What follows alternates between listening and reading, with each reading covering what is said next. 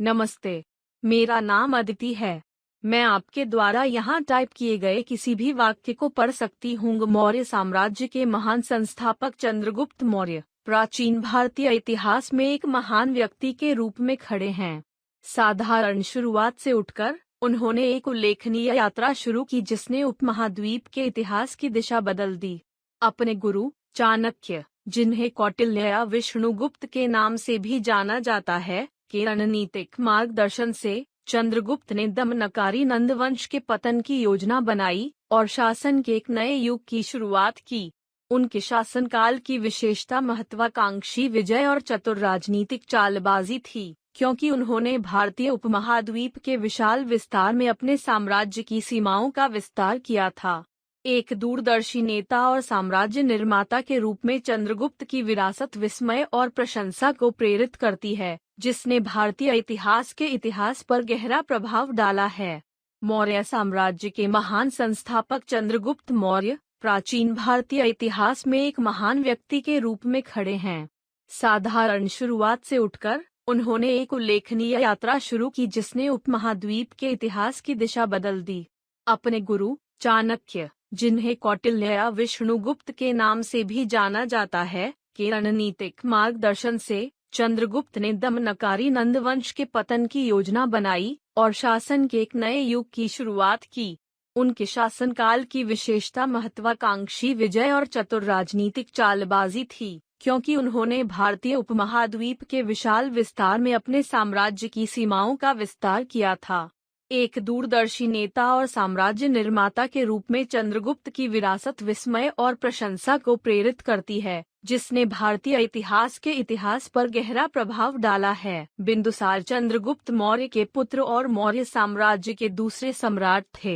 बिंदुसार ने अपने पिता की विस्तार नीतियों को जारी रखा और साम्राज्य के क्षेत्र को मध्य और दक्षिणी भारत तक बढ़ाया।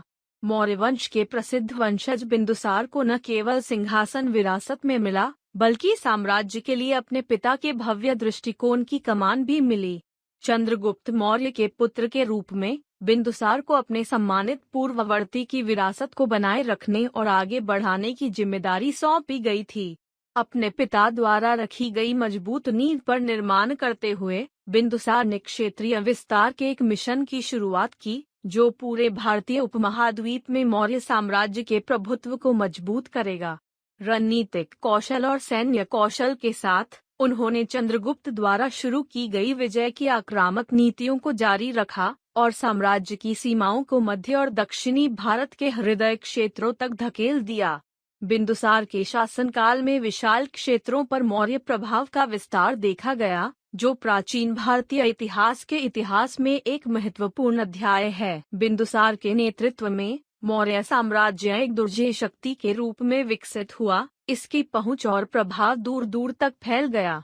उनके शासनकाल में न केवल क्षेत्रीय सीमाओं का विस्तार हुआ, बल्कि विभिन्न क्षेत्रों और लोगों पर शक्ति और अधिकार का सुदृढ़ीकरण भी हुआ।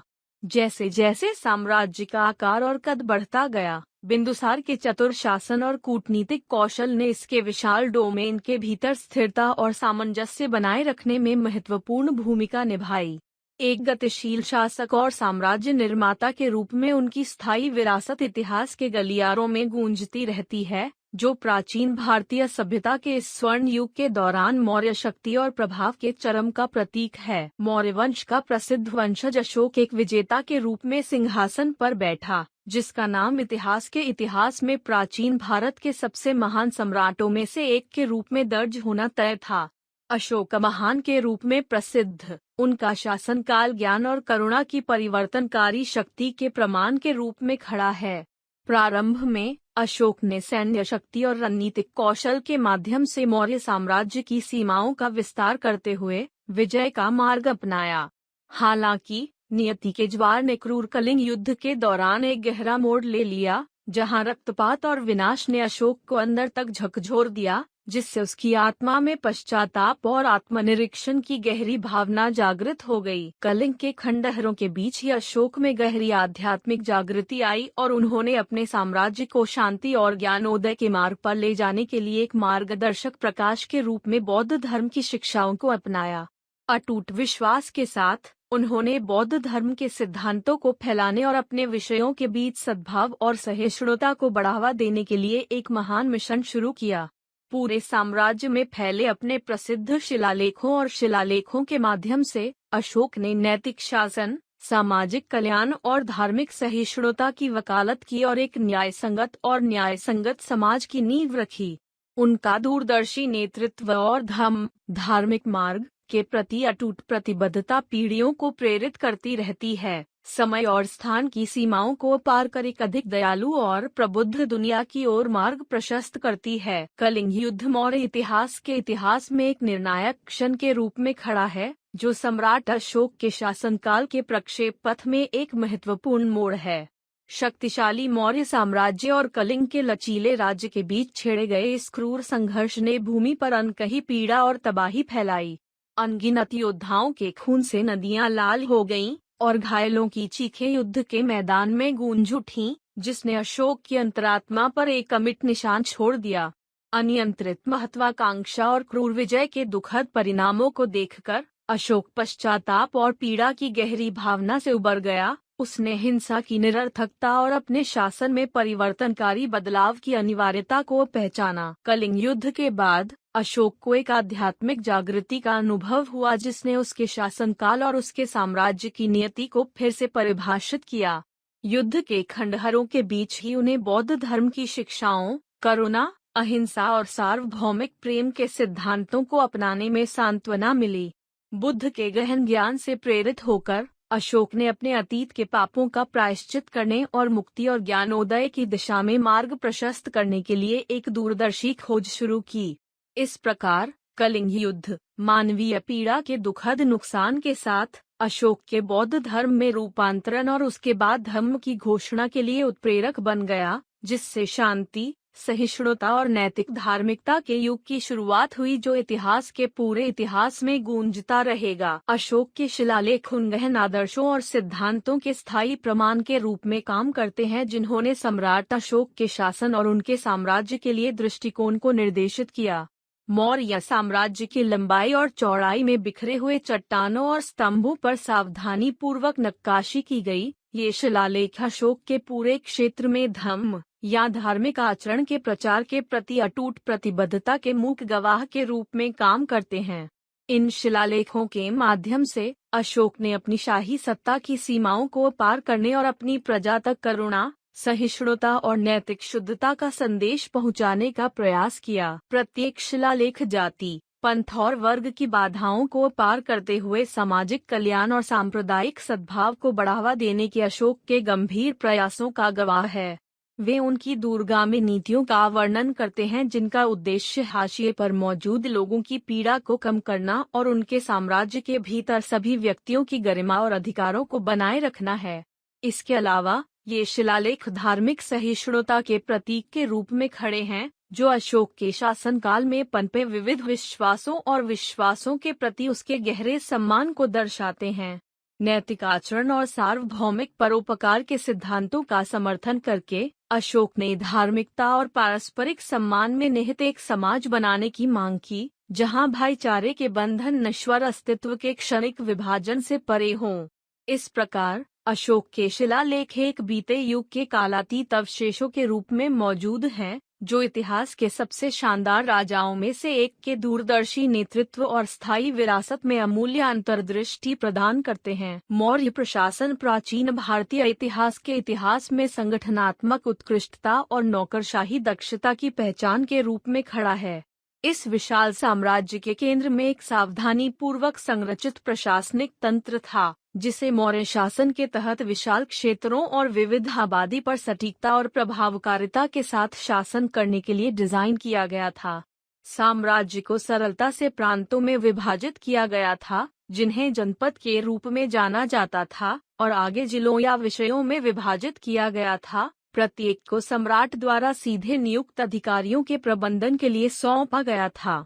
शासन की इस पदानुक्रमित प्रणाली ने शाही केंद्र से साम्राज्य के सबसे दूर तक अधिकार के निर्बाध प्रवाह को सुनिश्चित किया, जिससे इसके अलग अलग घटकों के बीच सामंजस्य और एकता की भावना को बढ़ावा मिला। मौर्य प्रशासन के कामकाज का केंद्र जासूसों या अमात्यों का व्यापक नेटवर्क था, जो खुफिया जानकारी इकट्ठा करने और कानून और व्यवस्था बनाए रखने के लिए रणनीतिक रूप से पूरे साम्राज्य में तैनात किया गया था।